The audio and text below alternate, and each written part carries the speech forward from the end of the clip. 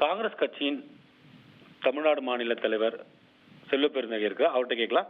ஐயா, நீங்க தேர்தல் நேரத்துல கர்நாடகால பயணம் பண்ணிருக்கீங்க, தமிழ் பகுதிகள் எல்லாம் பிரச்சாரம் எல்லாம் பண்ணிருக்கீங்க, நான் பார்த்திருக்கேன்.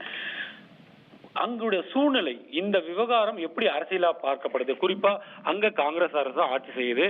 ஒரு பக்கம் துணை முதல்வர் சொல்றாரு, இந்த விவகாரத்தை யாரும் மத ரீதியாகவோ இல்ல வேறு விஷயங்களை தூண்டுதல், கலவரத்தை தூண்டும் வகையில் பேசுவதோ, ஒரு வெறுப்புணர்வை தூண்டும் வகையிலோ பேசுவதோ இருக்கக்கூடாதுன்னு துணை முதல்வர் பதிவு செய்யறாரு.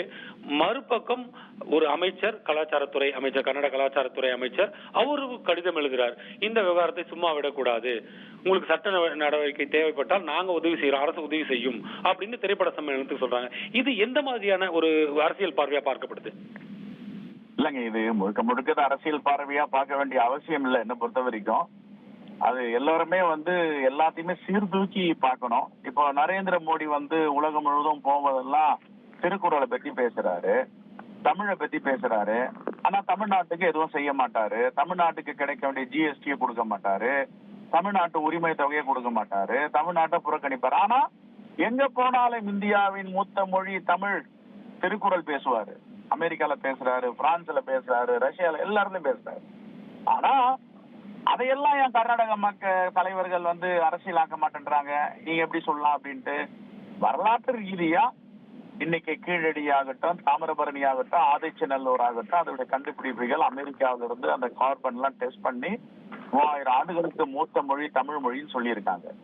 இப்ப கமலஹாசன் சொன்னதை மட்டும் எதுக்கு அரசியல் ஆக்குறாங்க? அதுதான் பெரிய கேள்வி.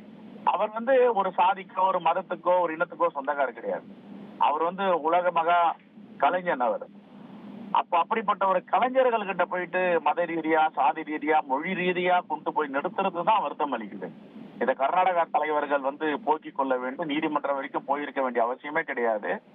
அவர் என்ன சொன்னாரு? வயசுல பெரியவர், அவரை விட இளையவர் ராஜ்குமாருடைய மகன்.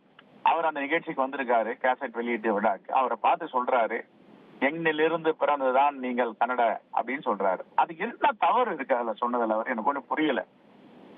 என்ன இது?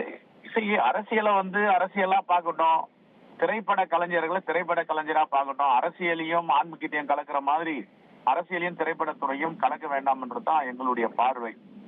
அவர் ஏதாவது பேசுறதுல தவறு இருந்தா பரவாயில்ல, அவர் உலக நாயகன், எல்லோராலும் ஏற்றுக்கொள்ளப்பட்டவர். அவர் தெளிவா சொல்றாரு, நான் என்ன தவறு பண்ண, நான் எதுக்காக மன்னிப்பு கேட்கணும் அப்படின்ட்டு. அதனால எங்களுடைய பார்வை இதை சுமூகமாக முடிக்க வேண்டும். அவர் உலக நாயகனா தான் பார்க்கணும். செய்திகளை உடனுக்குடன் தெரிந்து கொள்ள உடனே சப்ஸ்கிரைப் பண்ணுங்க.